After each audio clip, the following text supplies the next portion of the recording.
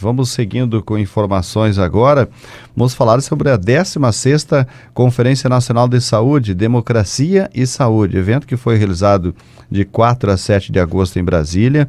Nós tivemos representantes aqui de Ijuí que participaram então deste evento e estamos recebendo agora para relatar como foi esta conferência, principais pontos, enfim, representando os usuários, a Rosane Simon, representando então também o Conselho de Saúde, que é presidente do Conselho de Saúde, a Luciane Antes, fisioterapeuta, também a Andréa Amorim, que é secretária adjunta de saúde, representando a gestão.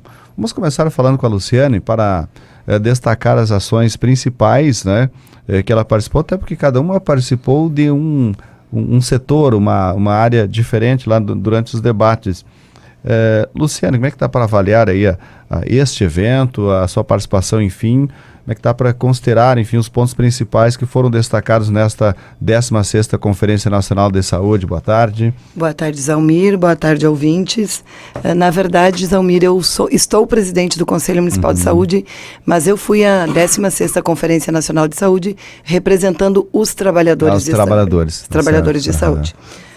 Olha só, a 16ª Conferência Nacional de Saúde, ou a 8ª mais 8, como ela estava sendo chamada, ela é um marco, porque houveram 8 conferências de saúde antes do advento do SUS.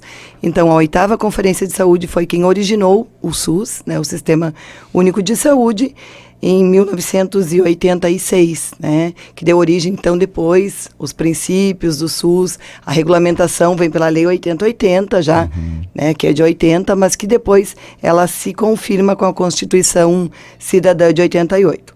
O evento foi muito bom, né, nós contamos com 3.026 delegados de todo o país, envolvidos nesta conferência, 5.457 pessoas, entre imprensa, as salas autogestionadas, que tinham 31 salas autogestionadas, assuntos livres, né, participações livres, autoridades, convidados, enfim, né.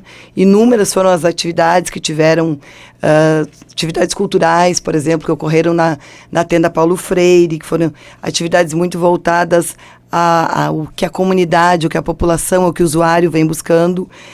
Se focou muito lá nas questões das práticas integrativas, do saber popular, da educação popular em saúde. Eu mesma participei de algumas atividades que eles estavam oferecendo ao público como terapia complementar, muito interessante. Mas essa 8ª conferência, ela é organizada a 16ª, como todas as outras, é organizada pelo Conselho Nacional de Saúde e realizada pelo Ministério da Saúde. Sim. E ela conta com toda uma participação popular, né? E passadas, então, 3 décadas aí da nossa Constituição Federal, o lema era realmente o que traz o nosso artigo 1º da Constituição Federal. Todo o poder emana do povo, que o exerce por meio de representantes eleitos, que é o que nós fomos nós 3 eleitas na Conferência Estadual de Saúde para representá-los na Conferência Nacional. Sim, muito bem. Bom, dentro desta participação como representando os trabalhadores de saúde, Luciane, como é que você considera agora, na prática, digamos, aí os pontos teóricos que foram colocados e o que se vive hoje em termos principalmente com relação ao SUS? Olha, a conferência, ela estava dividida em 3 eixos, cada uma de nós participou de um eixo, acho que cada uma pode comentar sobre o seu eixo, né? Foram aprovadas 31 diretrizes e 329 propostas oriundas do povo brasileiro, de todas as conferências que ocorreram nesse país todo, né? Foram mais de 3.000 conferências municipais de saúde que ocorreram e vão referendar, né, o Plano Nacional de Saúde 2020-2023. Sim. Agora é torcer para que os governos, então, agreguem as propostas ali oriundas aos seus planos nacionais de saúde. Buscamos, sim, defender a busca de de direitos, né? De uma saúde como direito do cidadão e como dever do Estado. Buscamos a valorização do trabalhador do SUS e sua qualificação, defendemos essa proposição para que assim a gente possa qualificar o atendimento em saúde cada vez mais. Buscamos políticas que garantam a saúde dos trabalhadores, principalmente também, dos trabalhadores de uma forma geral. Lutamos contra todo e qualquer tipo de violência, né, André? Que é uma das coisas que preocupa muito. As violências, elas recaem, sim, sobre o SUS, os atendimentos, e a garantia de uma previdência digna ao povo brasileiro, né? Acredito que, e isso fala o professor Gastão da Unicamp, ele falava numa aula sugestionada dele, que o SUS tem propostas muito boas, né? Que o SUS tem princípios de equidade, universalidade muito bom, mas desde que ele foi constituído, nenhum governante conseguiu tratar o SUS com seu devido respeito. Todos criaram políticas, sim, criaram políticas muito boas, por exemplo, na questão da atenção básica, que hoje é o chão do SUS, é quem leva essa política, mas que o financiamento realmente ficou a desejar, sim, nesse tempo todo. Então está na hora de voltar e repensar o SUS como ele foi pensado em 1980. Claro, precisamos combater, e passou lá como proposta de derrubada a emenda constitucional 95, que congelou os recursos do SUS, mas assim, é preciso combater tudo que foi nocivo ao SUS nesse tempo todo. Então o professor Gastão traz muito isso, que precisamos combater tudo que foi nocivo ao SUS, para que a gente possa, então, ter uma gestão de qualidade. Sim. Porque o financiamento, ele não está adequado. Com o congelamento, mais difícil ainda. E aí não adianta querer que uma gestão municipal consiga dar conta de tudo. Muito bem. Bom, vamos falar também com a Rosane agora, até para destacar um pouco, ela que participou como usuário, representando os usuários, e as temáticas que você esteve participando, Rosane, que dá para destacar, quais são os principais pontos e como foi também aí este evento nesse aspecto. Boa tarde. Boa tarde, Zalmir. Boa tarde a todos os ouvintes da Rádio Repórter, que tem um longo alcance de audiência por esse nosso Rio Grande, né? Com muito orgulho, nós três aqui representamos a nossa cidade, o nosso município e também a nossa macro-região, como outros delegados também. Lu estava muito bem aqui já colocando das principais diretrizes desta conferência.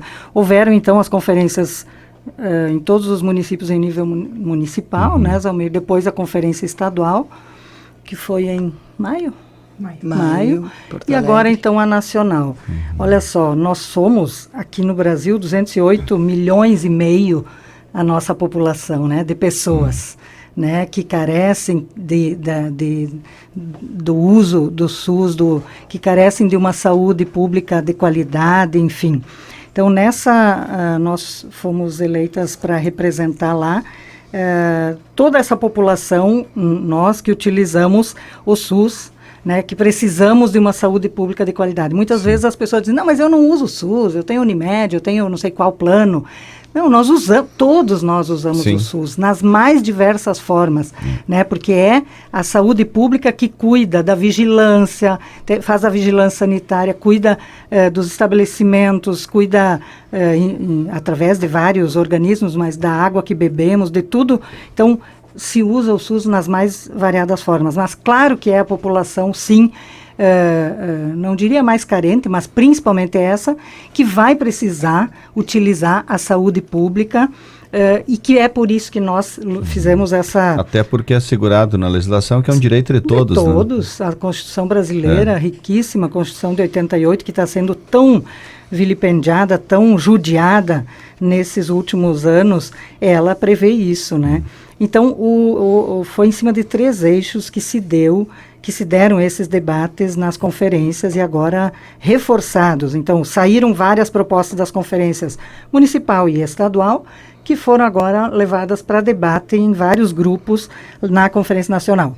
Um dos eixos transversais foi democracia e saúde. Outro eixo principal, então, é saúde como um direito, democracia e saúde, aí, saúde como um direito, a consolidação dos princípios do SUS e o financiamento adequado e suficiente para o SUS. Eu participei, então, desse debate do grupo Democracia e Saúde, onde se debateu todas essas propostas e que a gente falou o seguinte: para nós podermos viver em paz, com emprego, com saúde, ser felizes, nós precisamos de democracia, Zalmir. O que é a democracia?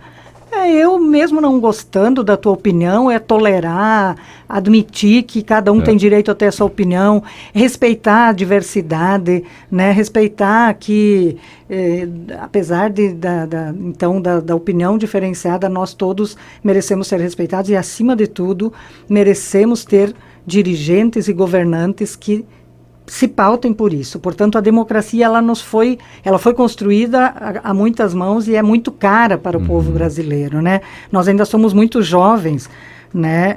O Brasil, um país ainda muito jovem, mas que está vivendo um momento em que a democracia está sendo tão descuidada.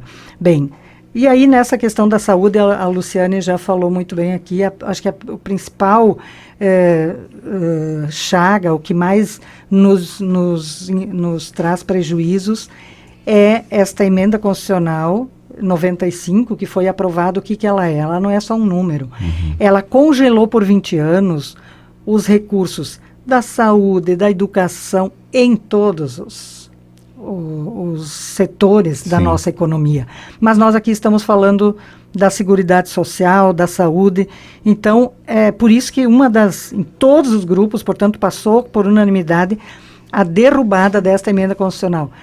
Tem algumas coisas, não adianta nós todos assim torcermos para dar certo. Nós precisamos lutar para que derrube essa emenda constitucional, para que, Andréia aqui é gestora, para que os municípios, que é onde as coisas acontecem, possam ter recursos suficientes para alcançar para a população a saúde adequada, né? Então, foram debates intensos, assim, uma riqueza, né, de debates, que esses mais de 3 mil delegados do Oiapoque ao Chuí, como se diz, do nosso querido Brasil, fizeram esse debate lá. Claro que com algumas opiniões diferenciadas em determinados setores, porque nós tivemos lá pessoas das mais variadas tintas partidárias. A gente diz assim, não, mas o SUS não tem partido. Claro que não. Só que toda mudança e toda construção se faz na política. Sim. Então, por isso que a gente diz, se foi na política que se aprovou, foram os deputados, através de um projeto de governo que aprovaram a emenda constitucional 95, é lá que nós temos que pressionar para derrubar essa emenda, né? Então, teve muito esse respeito a cada um ter o seu lado, mas saber que é na política que nós precisamos lutar para ter democracia e saúde, financiamento adequado e, enfim, tudo que o nosso povo precisa. Sim, né? Tá certo. Bom, André Amorim, como ela que é secretária adjunta e representando a gestão, nesse contexto todo, Andréia, com relação às considerações já feitas pela Luciane, também pela Rosane, como é que está para avaliar o trabalho, enfim, realizado e a sua participação também neste evento, com toda essa discussão, o debate em torno aí da situação da saúde. Boa tarde. Boa tarde, ouvintes. Bem, eu achei uma experiência e considero verdadeiramente única, porque eu nunca havia participado de uma conferência nacional e de uma amplitude como foi essa. Eclética, pude presenciar, compartilhar discussões diferenciadas, até com classes como os próprios índios, né? Fizemos amizades com uma índia, empoderada de toda uma cultura, mas que estava ali como ativista feminista, trabalhando, vendendo bolsas para conseguir melhorar as condições das índias que ficaram na aldeia aguardando por esse recurso. Então, parece uma coisa tão distante, às vezes, de nós, né? E se torna tão perto ao chegar numa rodoviária de Juí, você ainda encontrar muitos residentes ali de São Valério, da nossa região, ao qual também temos uma cultura ainda indígena no Sim. nosso Rio Grande. Foi falado em quilombos, que parecem também tão distantes, e temos aqui ao lado o Catuípe, né? Então, assim, ó, eu considerei algo muito diferenciado. Gostaria muito de poder participar e ter outras oportunidades, porque com certeza, por ser a primeira, a gente acaba aprendendo a se inserir, até onde e quando falar, né? Mas gostei do fortalecimento a nível de sociedade, de participação social mesmo, e a gestão, ela fica motivada nesse momento ao fortalecimento do SUS. Porque, além de todos os debates, houve a discussão primordial, eu participei do eixo do financiamento do SUS, e ele dizia, financiamento adequado e suficiente. Isso é o que queremos para o SUS. Sim. Então, a garantia de que a União possa, junto ao seu estado, junto ao seu município, possa garantir esses recursos de forma efetiva. A questão de aumento de alíquotas tributárias, a discussão de repasses para a atenção básica, o fortalecimento da atenção básica, a questão da saúde mental foi muito debatida também. Então foram muitos eixos assim, ó, que eu considerei que posso estar trazendo para o meu trabalho do dia a dia, repassando isso até os meus colegas e principalmente poder trabalhar numa conjuntura de um fortalecimento maior à nossa gestão municipal. Porque temos que estar presentes sim, numa conjuntura nacional. Até para entendermos como as coisas estão acontecendo, o que está se pensando e quais são as diretrizes que estão se tomando, né?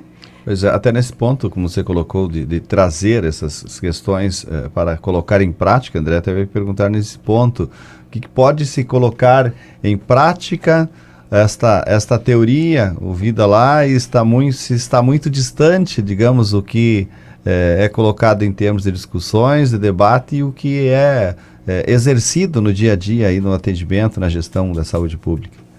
Eu observei que o município de Ijuí está numa caminhada muito boa, diferenciada de muitos estados e municípios do próprio Rio Grande do Sul. Sim. Por exemplo, na saúde mental e na atenção básica. Nós já estamos aí junto a uma planificação de saúde, junto a toda a coordenadoria de saúde, mas nós somos a segunda região trabalhando junto a uma planificação que é o fortalecimento da atenção básica. Os outros estados, a maioria dos estados nem sabem o que é isso. O CONAS estava lá distribuindo material, ninguém conhecia as pessoas. Santa Rosa, município vizinho, perguntou como é a planificação. Não pertence à nossa região. Então, nós já estamos diferente. A questão da UPA, né? O avanço nesse momento também, porque a maioria das regiões já estão no momento também de trabalho com as emergências, mas a questão da informatização, ainda temos municípios que não estão informatizados nem no ESUS. Sim. Então, assim, é muito divergente. Mas defendemos também e ajudamos estados como Minas Gerais, como a própria Amazônia, que estavam pedindo e solicitando, por exemplo, unidades móveis lá, porque eles precisam de unidades flutuantes. É uma realidade diferente. Mas como é que nós não vamos apoiar também no momento que estamos numa conferência nacional? Sim. Né? A maioria das propostas a gente defende quanto a Rio Grande do Sul, o que é mais propício a nós.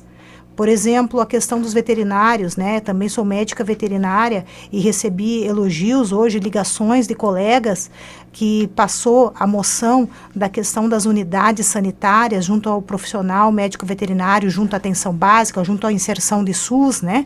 Então, é um reconhecimento também. E os colegas enfermeiros também, eu sempre acompanhava, eles me mandavam mensagem perguntando o que estão discutindo, como está aí a conferência. Então, o pessoal esteve sempre presente. O município estava sabendo onde nós estávamos e o que estava acontecendo. Tá certo.